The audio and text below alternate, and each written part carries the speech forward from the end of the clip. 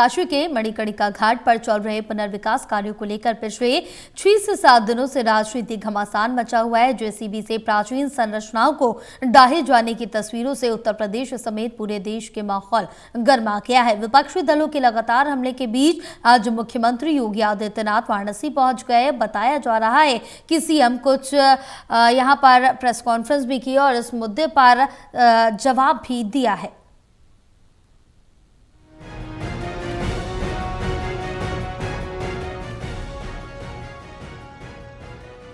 काशी के मणिकर्णिका घाट पर चल रहे पुनर्विकास कार्य को लेकर पिछले 6 से 7 दिनों से राजनीतिक घमासान मचा हुआ है। जेसीबी से प्राचीन संरचनाओं को ढाए जाने की तस्वीरों से उत्तर प्रदेश समेत पूरे देश में माहौल गर्मा गया है।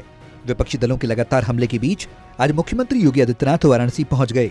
वहीं विपक्ष आरोप लगा रहा है कि विकास के नाम पर सदियों पुरानी मूर्तियां, विशेषकर देवी अहिल्याबाई होलकर की प्रतिमा तोड़ी गई। विपक्ष के लगातार हमले के बाद इस पूरे विवाद पर वाराणसी के मेयर और क्षेत्रीय बीजेपी विधायक ने मणिकर्णिका घाट पहुंचकर सफाई दी कि कोई मंदिर नहीं टूटा और मूर्तियों को संरक्षित रखा गया है। उन्होंने कहा कि जैसे ही निर्माण कार्य पूरा होगा तो इस मूर्ति को पुनर्स्थापित किया जाएगा। इसके अलावा काशी विद्युत परिषद ने भी लोगों से भ्रम न फैलाने की अपील की है। मुख्यमंत्री ने प्रेस कॉन्फ्रेंस में बोलते हुए कहा कि कुछ लोग हैं जो काशी को बदनाम करते हैं। मुझे याद है जब काशी विश्वनाथ का काम शुरू हुआ था तो उसके खिलाफ साजिश रची गई थी।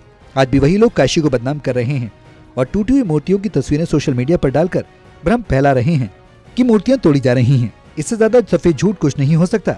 आज काशी को एक नई वैश्विक पहचान मिली है। प्रधानमंत्री ने हमेशा इस बारे में बात की है कि काशी की प्राचीन विरासत को संरक्षित रखते हुए इसे देश और दुनिया के सामने एक नए रूप में प्रस्तुत किया जाना चाहिए। मुझे याद है जब काशी विश्वनाथ धाम का निर्माण हो रहा था तब भी कुछ लोगों ने साजिशें रची थी और लगातार वे साजिश रचते रहे। 2019 में काम जब प्रारंभ हुआ तब से लेकर के और 2023 तक लगातार 2021 तक लगातार उनके द्वारा साजिशें होती रही, लगातार साजिशें होती रही। यानी उन्होंने वह भी कृत्य किए थे कि किसी वर्कशॉप में जहां मूर्तियां बनती हैं वहां टूटे हुए मूर्ति के अवशेषों को ला करके एक जगह इकट्ठा करके फिर सोशल मीडिया प्लेटफॉर्म के माध्यम से उसको वायरल करके बदनाम करने का काम हुआ था। मुख्यमंत्री योगी आदित्यनाथ ने वाराणसी के सर्किट हाउस में प्रेस कॉन्फ्रेंस की। कहा, काशी अविनाशी है। काशी के प्रति हर भारतवासी अपार श्रद्धा का भाव रखता है, लेकिन स्वतंत्र भारत में काशी को जो सम्मान मिलना चाहिए था उस समग्र विकास के कार्यक्रम को वो महत्व नहीं मिला जो आजादी के तत्काल बाद प्राप्त होना चाहिए था।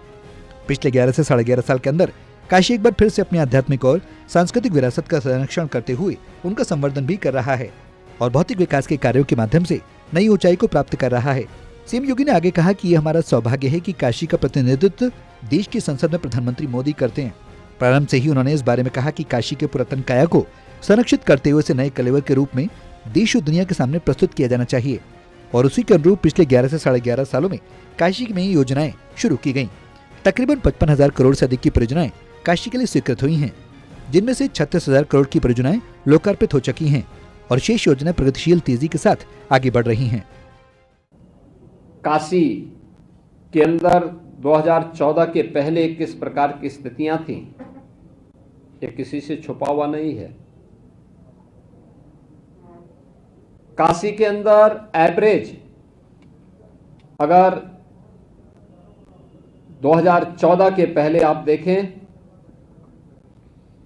या मैं कहता हूं कि काशी विश्वनाथ धाम बनने के पहले काशी के अंदर एवरेज जो श्रद्धालुओं की संख्या थी वह 5,000 से लेकर के मैक्सिमम 25,000 तक पहुंचती थी।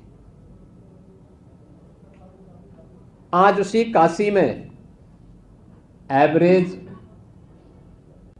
जो श्रद्धालुओं की संख्या है वह 1.25 लाख से लेकर के 1.5 लाख है प्रतिदिन की। वाराणसी के सर्किट हाउस में प्रेस कॉन्फ्रेंस में बोलते हुए कहा कि आज काशी विश्वनाथ धाम में 50,000 श्रद्धालु दर्शन कर सकते हैं। यानी ये सभी कुछ बदलाव काशी के अंदर देखने को मिले। काशी में नए नए अस्पताल खुले। आज काशी में नौजवानों के लिए रोजगार के नए नए अवसर हैं।